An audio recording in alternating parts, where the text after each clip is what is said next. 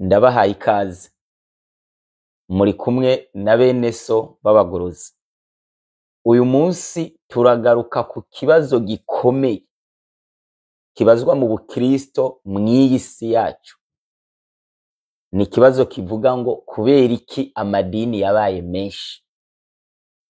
Ati none n'iry'ukuri ni igihe? Ubu hari abantu no gusenga, ibi byo kuja gusenga mu nsengero babihevye. Hari n'abantu n'ibintu by'Imana babyanse. Ariko bamwe iyo ubegereye ukababaza, arakubwira ati tuje mu gihe. Buri rimwe rimwe ryose rivuga ngo ni twebwe dufise ukuri. Hariho n'abandi babuze ingene bishura kino kibazo, baremye umurongo barawufonda utanditse muri Bibiliya uvuga ngo hose hariyo umugeni. Badashatse kuvuga ko hose hariyo umugeni ku buryo abantu bose bazigishwa ubutumwa baze mu ry'ukuri, ahubwo bashaka kwerekana yuko iyo uri hose Imana izogusangayo ikakujana mw'ijuru nta ngorane. Uwo n'umurongo w'ikinyoma utanditse, ariko abantu bakoresheje kugira barebe ko bava mu kabaregwa, kubera ntibyumvikana ukuntu dufise Imana imwe, dufise ibyizigiro bimwe bivuga ngo tuzoja mu bwami bwayo, dukoresha Bibiliya imwe, twacunguwe n'umucunguzi umwe, Mpwemu Yera akoresha abantu bikavugwa ko ari umwe, akayira kajayo ari kamwe, ariko ntihabeho urusengero rumwe, idini rimwe, kwizera kumwe. Aho niho abantu bahera, turavuga nk'abamizirima, bakavuga ati n'abakristi byabo byarabacanze, byabaye byinshi, n'uwo bazamwo yoja mu byihe. Ico kibazo nico dushaka kwishura. Kuki amadini yabaye menshi? Iry'ukuri ni igihe? Mu gitabo ca Yeremiya igice ca 6:6 handitse ngo uku niko hagize ati nimuhagarare mu mayira mwitegereze, mubaze inzira za kera, inzira nziza iyo ariyo aba ariyo mujana, maze muzoronka uburuhukiro bw'imitima yanyu. Ariko bobo baravuga bateka ntituyijana. Imana yerekanye ko abantu bakwiye guhagarara. Ni nk'uko bavuga ngo funga ifire muri ibyo bintu byose byawe urimwo wizera n'ibindi. Funga ifire, ubanze witegerereze, ubaze inzira za kera. Hariho ibyizegwa bya kera, muri ibyo ubazemwo inzira nziza aba ariyo uzocamwo. Ariko ikibabaje ngo abantu iyo Imana ibarebye bo baravuga ngo niyo nzira nziza ayo tuzocamwo. Muri Yesaya igice ca 60 umurongo wa 1 kuza kwa 2 hatubwira ngo haranditse ngo kayangana kuko umuco wawushitse, kandi ubwiza bw'uhoraho bukaba bukurasiye. Kuko raba umwiza uzotwikira isi, umwiza w'umuzitanya uzotwikira amahanga. Iyi si umuntu wese ategerezwa guhaguruka agakayangana, kuko isi izotwikirwa n'umwijima. Umwiza w'umuzitanya uzotwikira amahanga. Naho isi izoba irimwo abasenga, izoba irimwo ikibazo kizomenya abasomyi n'abantu bakunda Imana gusa. Nibyo Yesu yavuze muri Luka 18:8 ngo mbega aho umwana w'umuntu azozira ku isi, mbega azosanga ukwizera. Mu gihe twe tubona abantu bakora ibikorane, tukabona amashengero aba menshi, ibihugu bikayagwiza, ahantu hose mu makaritiye tukumva ingoma n'abavuga ko basenga, Imana yoyo Yesu akiri ku isi yabonye igihe azoba agira agaruke, asanga abantu basenga nta bazoba bahari. Aravuga ati mbega nzosanga isi cizera? Uku kwizera kuzobura nico kibazo dufise muri kino gihe cacu, kandi isi yuzuye abasenga n'isengero ziguma zigwira. Muri Yesaya 59:14 ho hakerekana ko ibiroranye byasubijwe inyuma, ukuri kwatembye mu nzira, n'ubweranda ntibushoboka. Ibyo ni bibazo. Reka tuje rero muri za mpamvu zitanu, hanyuma turarebera hamwe mu nyuma ibintu worebera ko ukamenya ko ishengero ryawe, idini iryo ari ryo ryose ari ryo riri mu kuri. Impamvu ya mbere y'igwirirana ry'abasenga, kuko ubaho unyuze henshi abantu bose bahindutse abakozi b'Imana.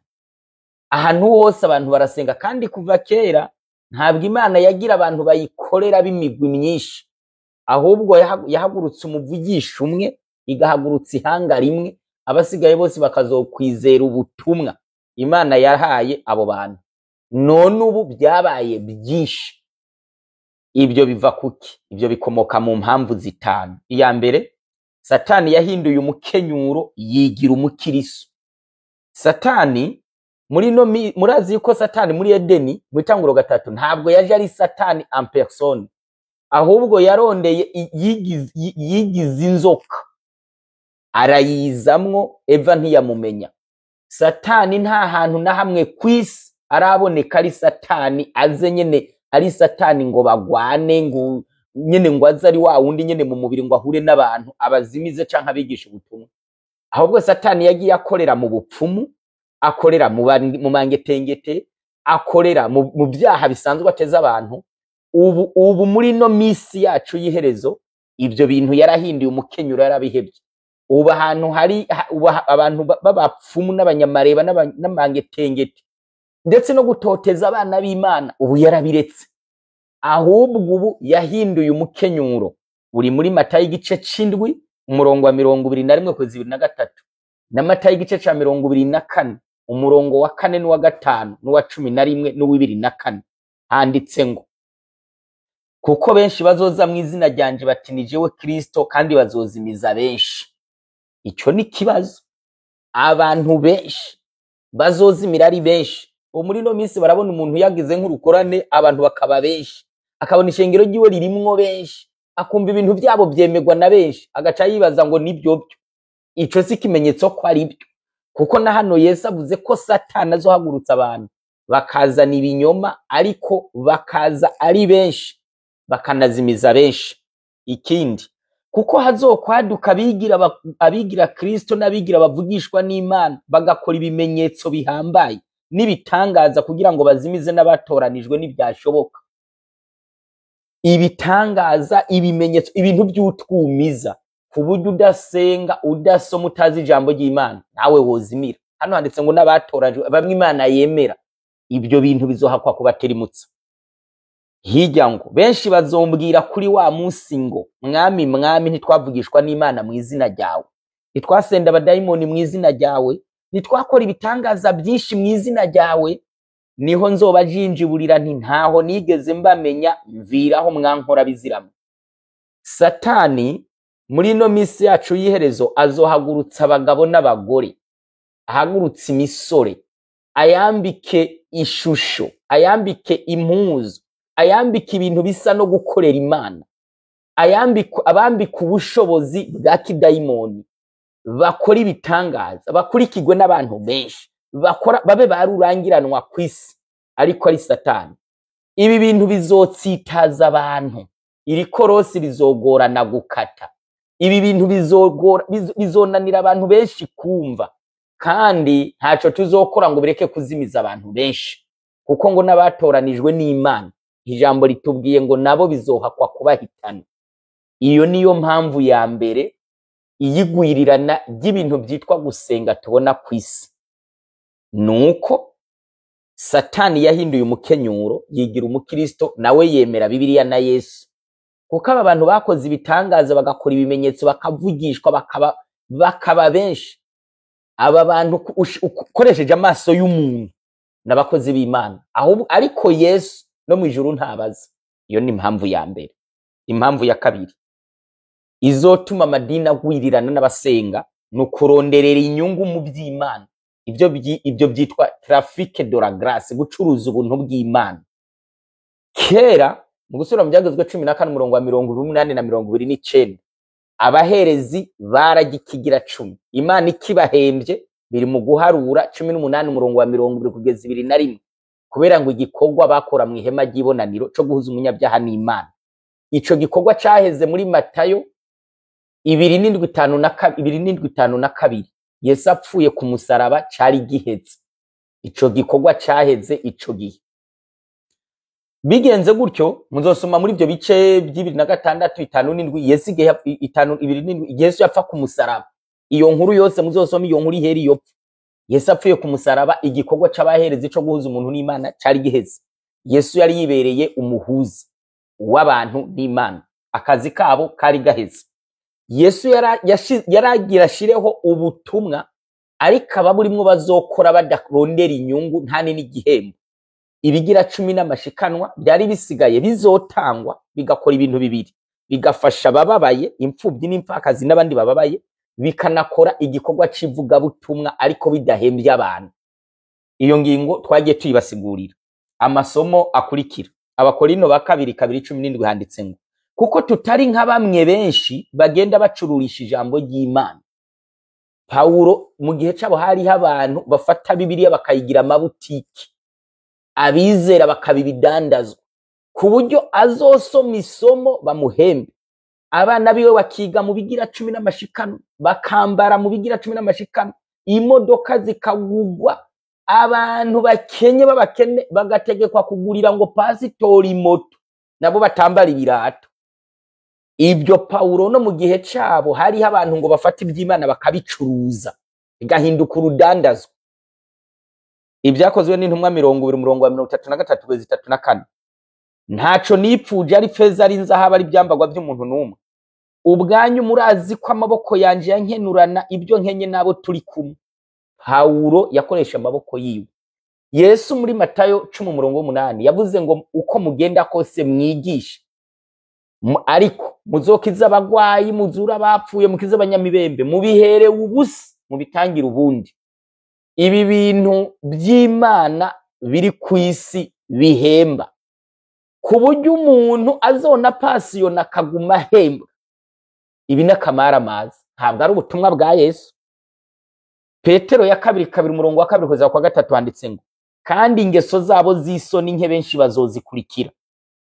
Kubw'ibyo inzira y'ukuri bazoyitukisha, kandi ukwipfuza inyungu kwabo kuzobatera kunguka kuri mwebwe bababwiye amajambo y'amaremano. Satani azohagurutsa abantu bafata iby'Imana babigire business, hakubigira iby'Imana biba urudandazwa bibereho, mwebwe bababwiye ngo mugiye mu ijuru, banabigisha n'ibinyoma. Niyo mpamvu n'ingeso ubona abantu batazivuga ko, ahubwo amadini yivugira ibindi bintu bya Yesu byo hejuru, bakarekera abantu mu ngeso n'ibyaha. Ibyo nibyo bigwijije abasenga benshi ku isi, ariko ukabona ibyaha ntibigabanuka. Abantu bagakora ibikorane, bagakora amavuna, ukibaza ngo Yesu bamumenye, ariko isi kaguma ibambi. Iyo ngingo yo kuronderera inyungu mu by'Imana, munakananirwa gukora, akazavuga ngo bamuha agasabune. Umugabo adashoboye kwigurira agasabune ntabwo akwiye gukorera Imana. Uwo n'umwesiko. Ku bantu basoma ibitabo, hari igitabo citwa Ingenzi, ico n'amadini ya Giprotestant arakizi, canditswe n'uwitwa Bunyana. Ni muri volume ya mbere page ya 95. Haciraho iteka abantu bose bakorera inyungu.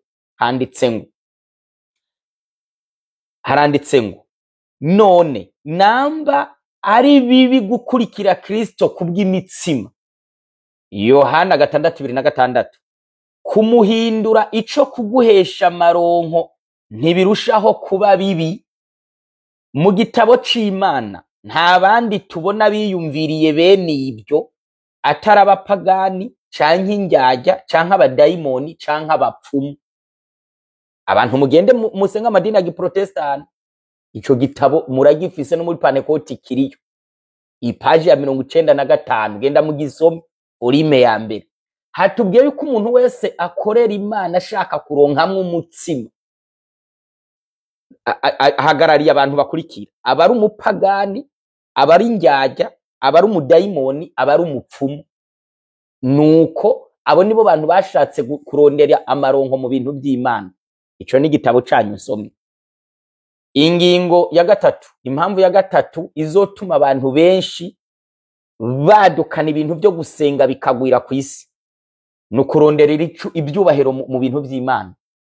Muri Matayo 20:20, umurongo wa 26-28, Yesu yaravuze ngo, muri mwebwe siko biri, ariko ugomba kuba mukuru aba umukozi wanyu, kandi ugomba kuba uw'imbere azoba umuja wanyu, kuko umwana w'umuntu atazanywe no gukoregwa atari ugukorera abandi, no gutanga ubugingo bwiwe ku bw'incungu ya benshi. Yesu yazanye ubutumwa ushaka kuba uwukomeye korera abandi. Ubu biranatangaje, umuntu arakubwira ngo ni mucungaji, ngo ni dadi wawe, ngo ni pasitoro wawe, ngo umwungere, ariko inzu yawe ibomotse ntiyokwirirwa aragufasha ngo muyihome, kubera ko umuntu aba umwungere wawe ariko akaba atogufasha mu buzima busanzwe. Muzogende murebe umwungere kwiraro, umwungere ni wamenye y'amazi ava, ni wacana umuriro nk'ikota, ni wakurako inyondwe, ni wazana ibyatsi, ni wamenye inkiba yiraramiye iyo yizinga ifise umwungere. None abungere bo muri no misi hagukorera intama, ni intama zibakorera. Hano Yesu yerekanye yuko umuntu ashaka kuba mukuru, umuntu ashaka ibyubahiro bya Yesu byo mwishengero rya Yesu, upfunukira abandi ukabakorera ukabubaye mukuru. Amadini rero yarabicuritse kandi n'abantu barabyemeye. Abantu bagiye banahiga n'amazina y'ibyubahiro. Abantu gasanga umuntu witwa ngo representare gare, ngo pasiteri president, ngo hariho nabitwa ba revera. Muri Zaburi 111:9 muri Bibiliya y'Icongereza ya King James handitse ngo holy and reverend is his name, handitse ngo wera revera niryo zina ry'Imana.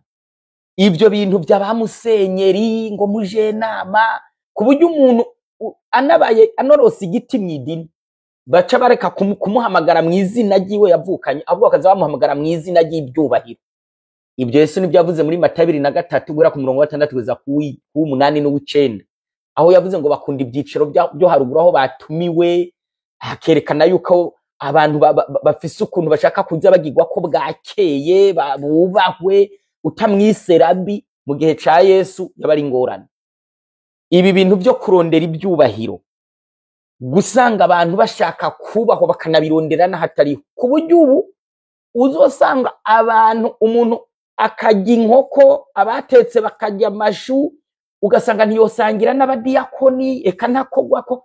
Ubu hariho n'umuntu atitwaza Bibiliya atoyiterura, isakoshi wigira abayiterura, ugasanga n'umuntu cyangwa buri munsi hatabonetse tapi rouge ntiyorengana, ugasanga n'umuntu na Bibiliya barayimutwaza, agira intebe yiwe nta undi atokwicara ko, iyo ashitse bagakoma amashi. Ibyo bintu byo gufondafonda ibyubahiro bidafise inyungu, bidafise n'impamvu, ntabwo bibaho mu butumwa bwa Yesu. Iyo ni ingingo ya gatatu, kurondera ibyubahiro. Kurondera ibyubahiro mu by'Imana bizotuma amadini menshi agwira. Ingingo ya kane no kumvira abarongozi buhumyi. Hari abantu benshi bishakira kuja mu ijuru ariko bakumvira ibintu byabo bizera, naho yobona ari binyoma agapfa kubire kuko. Ibyo nibyo byicishije Yesu. Muri Matayo 2:20 handitse ngo ariko abaherezi bakuru n'abashinga ntaye bosha ishengero ngo rimusabe Baraba gicishe Yesu. Yesu mu gupfa abakuru b'idini ry'Abayuda n'abashinga ntaye haguhagarara mu kuri boheje ishengero. Ishengero naryo ryemera kubicohe riroha, ryemera kubambisha Yesu. Muri Yohana 12:4 handitse ibintu bibabaje bivuga ngo yamara no mu bakuru benshi baramwizeye, ariko kubwo gutinya abafarisayo ntibabyatura kugira ngo boye gucibwa mu isinagogi, kuko bakunda icubahiro c'abantu kukirutisha ic'Imana. Abantu benshi igihe Yesu yari ku isi, igihe yananiranwa n'idini ry'Abayuda, ko nawe yararivuyemwe asigira indi shengero ry'intumwa ritakorana n'iry'Abayuda. Ubona ko hariho n'abantu basoma Bibiliya bayisomeye mu nyungu zabo na teoloji, bakaza bavuga ngo naho wobona ibinyoma biriyo ngo ntiwovayo. Baravayo, na Yesu yaravuyeyo, na ba Martin Luther baravuyeyo muri Gatolika. Ibyo nuko utamenya Bibiliya ukapfa nyene kwigisha. Iyi ngingo ishatse kuvuga iki? Iyo umuntu ashatse kumvira abamurongora buhumye, nturebe yuko boba bakuzimije, uzogwa mu mutego waguyemwe Abayuda ba kera. Imana nayo ntabwo ibabarira uwo muntu yemeye gukurikira impumyi, ko Yesu yavuze ngo ni impumyi zirongora izindi. Ariko impumyi wemeye ko ikurongora, mwese mugwa mu cobo, ntabwo muzogwa mu ijuru. Muri Yesaya 9:16 bakavuga ngo kuko abarongora ubu bwoko babuzimiza, kandi abarongowe nabo barahona. Hari abantu bavuga ngo birabareba, ngo nibo babizanye, ngo sindimwo. Urimwo. ingingo ya nyuma ni ugukunda ubukristo bworoshe. Iyo niyo ngingo ya gatanu ya nyuma izotuma isi yuzuramwo amadini menshi. Muri Yesaya 30:9 handitse ngo kuko ari ubwoko bw'ibigaba abana banka kumva ibyagezwe by'Uhoraho, babarira bamenyi bati ntimutumenyere, bakabwira n'abere kubizoba bati ntimutubarire ibyo mweretswe by'ukuri, ariko mutubarire ibyoroshe, muvugishwe iby'ibinyoma, muve mu nzira mukikame, mukuru wera w'Abisirayeli imbere yanje. Abisirayeli kera ntibashaka ko bavugishwa n'Imana bababwira ibintu bigumye, bashaka ibintu byoroshe, bagashaka umuntu ababwira ibinyoma n'umuntu ababwira bave mu nzira z'Imana. Uko niko bari bameze. Ikinyoma kiraryoha naho kwiherezo kizobiha kandi gikundwa na benshi. Muri Timoteyo ya 2 igice cya 4 umurongo wa 3 kugeza ku wa 4 handitse ngo kuko igihe kizoza batazokwemera kumva kwigisha kuzima, ariko kuko amatwi abajya yipfuza kumva ibibanezereza, bazokwirundaniriza abigisha bahuje no kwipfuza kwabo, kandi bazokwiziba amatwi ngo ntibumve ukuri, bazozimira bakurikira imigani y'ibinyoma. Abantu bazozimira, bazokwiziba amatwi, ntibazoshaka kumviriza ibyo bitwa sene doctrine, inyigisho y'ukuri. Uko niko isi izotembagara.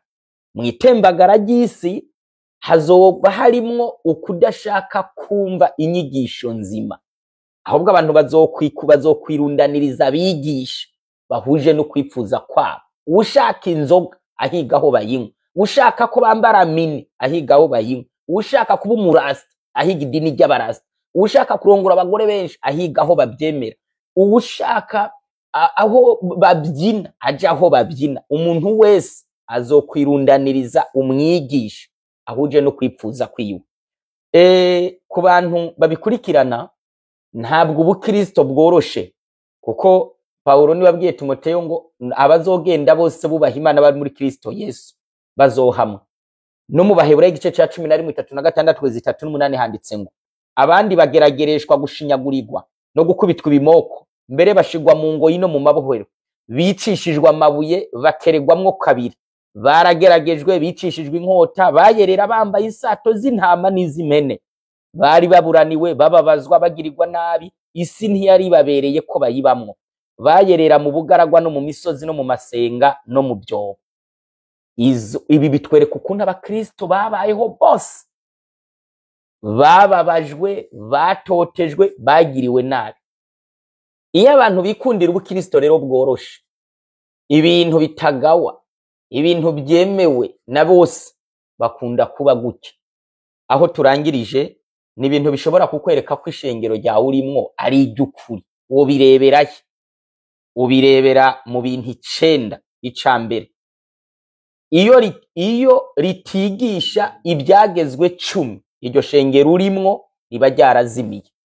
Iyi shengero urimo ritigisha ibyagezwe 10 bigize ibwirizwa shingiro ry'ubwami bw'Imana, ibyo biri muri Kuva 20 guhera ku murongo wa 1 kwa 17. Genda nawe ubisome. Iyo wanyu batabibigisha, iryo shengero ryarazimiye. Kabiri, iyo rititwararika imfubyi n'abapfakazi n'abamerewe nabi, mu ncamake iyo badafasha uri hanyuma y'abandi. Muzosome Matayo 2:5 guhera ku murongo wa 32 kugeza 4. Yesu yavuze ko impene zizoja ibumoso, intama zikaja iburyo, ariko izo ntama nabafashije abantu, ariko bagafasha uri hanyuma y'abandi.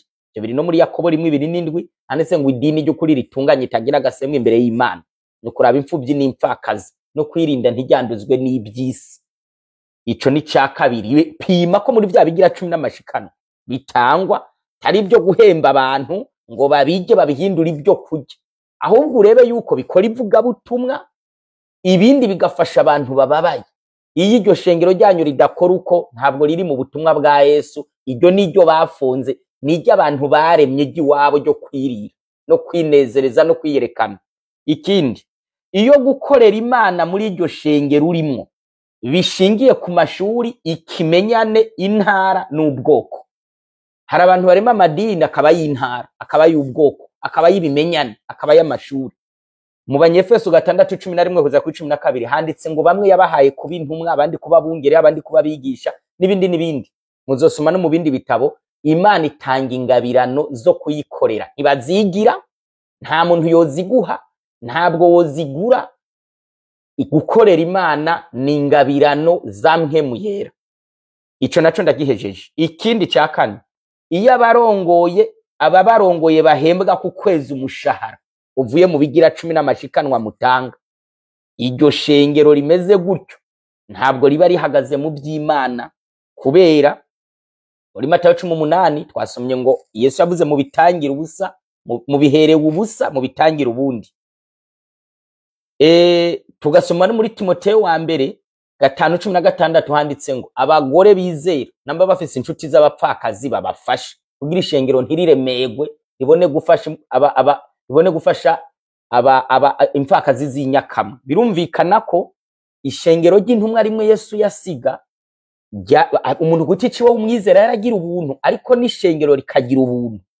Iyo ubonye ishengero ryawe abari rimwe badashaka gukoresha amaboko yabo, ahubwo bishaka kwirirwa ngo kububwiriza ngo birigwe ngaho, umuntu akanka kuja gukora, ahubwo iby'Imana akabihindura umukate n'ikijumbu n'umuceri, iryo shengero urimo ntabwo riri mu butumwa Yesu yasize. Ikindi ca gatanu, iyo ishengero ryawe ryubatswe ku bitangaza n'abavugishwa, iyo ishengero ryawe ryubatse ku bitangaza n'abavugishwa, iryo shengero uzorigireko amakenga, kubera twasanze hazokwaduka bigira bavugishwa n'Imana benshi, bazimize benshi bibitangaza by'ibinyoma. Ikindi gatandatu, iyo idini urimwo abarongozi bihaye amazina y'ibyubahiro, iryo shengero uzorigireko amakenga. Imana ngo ntawe izosangira icubahiro, yanditswe muri Yesaya. None ibintu uzusanga abantu ngo ba papa, ba monsenyeri, ba revera, ngo ba mujenama n'ibindi, ariko n'abantu bagize amatitre na Yesu atarafise, na ba Paulo na ba Petero batagize, ahubwo abantu basanga barayagabuye. Iryo shengero uzomenye ngo ntabwo riri mu butumwa Yesu yasize. Ikindi, iyo ubukuru butajanye na Matayo 20 were ku murongo wa 55:28, aho twasomye ngo murazi ko abaganwa b'amahanga bayatwaza amanyama, ariko muri mwebwe siko biri. Ushaka kuba mukuru azoba umukozi w'abandi, nk'uko umwana w'umuntu ataje gukorerwa, ahubwo aje gutanga ubugingo bwiwe kubw'incungu ya benshi. Abantu bemera kuza gukorera ishengero bagakorera Imana, ntibaze gukora ubutumwa abantu bazoza babakorera, ahubwo umuntu wese aburimwe akamenya ngo yaje gukorera Imana n'undi yaje gukorera Imana, iryo shengero ntabwo riba riri mukuri. Ikindi, iyi dini urimwo ritiyamiriza ibyaha, ahubwo ibyaha bakabireka bigakura. Ibyo biri muri Yeremiya 6:14 handitse ngo bavuye igikomere c'abantu anje mirenzako, basemera ngo n'amahoro ntayo. Abantu benshi mu nsengero nyinshi usanga barahebye ibyaha, umuntu akicururiza itaba, akanywa itaba, akabesha, akambara naba, ubu ibintu ugasanga ibintu barabirekeranye, kubera babikomakomye. Abo babikora nibo batanga menshi, nibo babagaburira. Ibyo bigatuma ibyaha by'abari ku isi bitavugwa neza. Icanyuma, iyo iryo dini ritigisha ubuhanuzi bwa Daniyeli n'ibyahishuwe, riba riri mu kinyoma. Muze mugende amadini menshi y'ibitangaza ngo yakoze ibikorane, ntibigera bigisha Daniyeli n'ibyahishuwe. Muri Daniyeli 12:4 handitse ngo mu minsi y'iherezo, mu iherezo abantu bazosoma igitabo ca Daniyeli. Ku buryo ku murongo w'umunani n'uw'icenda Daniyeli yashatse kumenya ibiri mu gitabo ciwe, insiguro y'ubwo buvugishwa, baramubwira ngo igire, nibyo mu gihe c'iherezo niho benshi bazosoma ico gitabo. None muri no minsi abantu ntibasoma ngo agahembe gato ko muri Daniyeli nibiki, ntibasoma ngo ibi bintu biri muri Daniyeli nibiki. Ubu butumwa Imana yabiki igihe c'iherezo abantu ntibabusoma. Mu vyahishura hana 13 handitse y'ibikoko, handitse y'ingene hari igikoko abantu bose bazosenga, handitse y'ingene abantu bazobuzwa kugura no kugurisha, handitse y'igikoko cavuye mwivu. Mu vyashana 15 handitse yuko Yohana yabonye ngo abatabarutse ngo ari abantu banesheje igikoko n'igishushanyo cacu. Ibyo ntubizi. Ibijya bintu ngo ubutumwa bw'abamarika batatu, umugore ari mu vyashana 17 ngo yicaye ngo ku mugore ngo umugore maraya yicaye ku gikoko ngo abore w'amaraso y'abera. Munce make ibyahishuriwe Yohana na Daniyeli, iyo uri mw'ishengero mutabyiga kuri buri kantu, kandi ari byo bizingazingiyemwo ubutumwa bwagenewe iminsi y'iherezo, iryo shengero ryanyu riba ryarabazimije, mugasigara gusa muri mu bitangaza ngo haleluya ngo amen, ibintu bimeze gutyo, bimeze nk'urukato.